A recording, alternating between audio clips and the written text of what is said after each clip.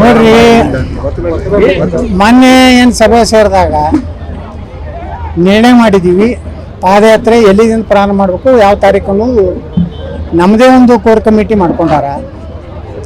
ನಾ ಈಗೇನು ಅದ್ರ ಬಗ್ಗೆ ಏನೂ ಹೇಳಿಕೆ ಕೊಡಬಾರ್ದು ಅಂತ ಹೇಳ್ಯಾರ. ಏನೇ ಹೇಳಿಕೆ ಇದ್ದರೂ ಪಕ್ಷದ ಆಂತರಿಕ ವಿಷಯದಲ್ಲಿ ಅವ್ರು ಏನು ಹೇಳ್ತಾರ ಅವರೇ ಕೊಡ್ತಾರ, ನಾ ಕೊಡೋದಿಲ್ಲ.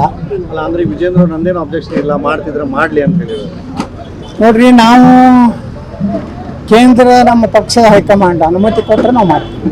ಅವ್ರು ಅನುಮತಿ ಕೊಡದೇ ಇದ್ರೆ ನಾವು ಮಾಡೋದಿಲ್ಲ. ಅನುಮತಿ ಕೇಳಿದ್ರಿ ಸರ್? ಅನುಮತಿ ಈಗ ಮುಂದಿನ ಮೀಟಿಂಗ್ ಒಂದು ಕರೆದ್ವಿ ನಾವು. ಅದು ಆದಮೇಲೆ ಎಲ್ಲರೂ ಒಪ್ಪಿಗೆ ತೊಗೊಂಡು ಅಲ್ಲಿಂದ ದಿಲ್ಲಿಗೆ ನಾವು ಅನುಮತಿ ಕೇಳ್ತೀವಿ. ಪಾದಯಾತ್ರೆ ಯಾವ ರೂಪರೇಷೆ ಇರ್ತದೆ, ಯಾವ ಇರುತ್ತೆ? ನೋಡ್ರಿ, ನಮ್ಮ ಭಾರತೀಯ ಜನತಾ ಪಾರ್ಟಿ ಮ್ಯಾಗೆ ಮೊನ್ನೆ ಲೋಕಸಭಾ ಚುನಾವಣೆಯಲ್ಲಿ ನರೇಂದ್ರ ಮೋದಿ ಅವರು 400 ಲೋಕಸಭಾ ಸದಸ್ಯರು ಕೊಟ್ಟರೆ ಸಂವಿಧಾನ ಬದಲಾವಣೆ ಮಾಡ್ತಾರ, ದಲಿತರ ಎಲ್ಲ ಹಕ್ಕು ಕಸೋತಾರ, ದಲಿತರನ್ನ ದಮನ ಮಾಡ್ತಾರತ್ತ ಅಪಪ್ರಚಾರ ಈ ದೇಶದಲ್ಲಿ ಆಗಿದೆ. ಇದರಿಂದ ದಲಿತರಲ್ಲಿ, ಹಿಂದುಳಿದ ವರ್ಗದಲ್ಲಿ BJP ಬಗ್ಗೆ ಒಂದು ವಿಶ್ವಾಸ ಕಡಿಮೆ ಆಗಿದ್ದರಿಂದ ನಾವು 240ಕ್ಕೆ ಬಂದು ನಿಲ್ಬೇಕಾಯ್ತು.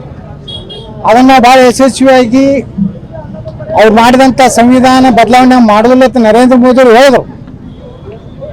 ಸೂರ್ಯಚಂದ್ರರಿಗೆ ನಾವು ಮೀಸಲಾತಿ ಅಥವಾ ಬಾಬಾ ಸಾಹೇಬ್ ಅಂಬೇಡ್ಕರ್ ಸಂವಿಧಾನಕ್ಕೆ ನಾವು ಕೈ ಹಚ್ಚೋದಿಲ್ಲ, ಅದಕ್ಕಿನ್ನೂ ಶಕ್ತಿ ತುಂಬು ಕೆಲಸ ಮಾಡ್ತೀವಿ ಅಂತ ಹೇಳಿದ್ರು ಸಹ ವಿರೋಧ ಪಕ್ಷಗಳ ವಿರೋಧದಿಂದ ದೇಶದಲ್ಲಿ ದಲಿತರು, ಹಿಂದುಳಿದ ವರ್ಗದಲ್ಲಿ BJP ಅಂತ ಸ್ವಲ್ಪ ವಿಮುಖ ಆಗಿದ್ದರಿಂದ ನಮ್ಮ ಲೋಕಸಭಾ ಕ್ಷೇತ್ರಗಳು ಕಡಿಮೆ ಆದವು.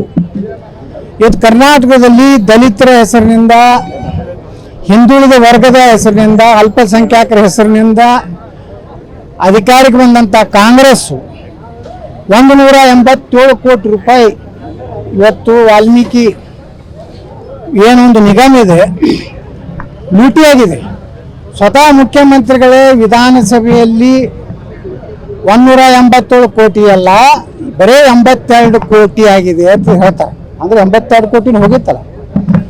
ನಾ ಅದೇ ಹೇಳಿದೆ ವಿಧಾನಸಭೆಯಲ್ಲಿ, 187 ಕೋಟಿ ಒಂದು ಕುಟುಂಬಕ್ಕೆ, SC/ST ಜನಾಂಗದ ಕುಟುಂಬಕ್ಕೆ ನಾವು 1 ಲಕ್ಷ ರೂಪಾಯಿ ಕೊಟ್ಟಿದ್ರೆ ಕರ್ನಾಟಕದಲ್ಲಿ 18,000 ವಾಲ್ಮೀಕಿ ಜನಾಂಗದ ಬಡವರಿಗೆ ಇವತ್ತು ಆ ಹಣ ಹೋಗ್ತಿತ್ತು.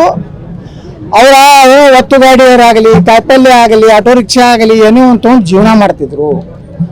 ನೀವು ದಲಿತರ ರೊಕ್ಕ ಅಲ್ಲಿ ST ಜನರ ರೊಕ್ಕ ತಿಂದ್ರಿ.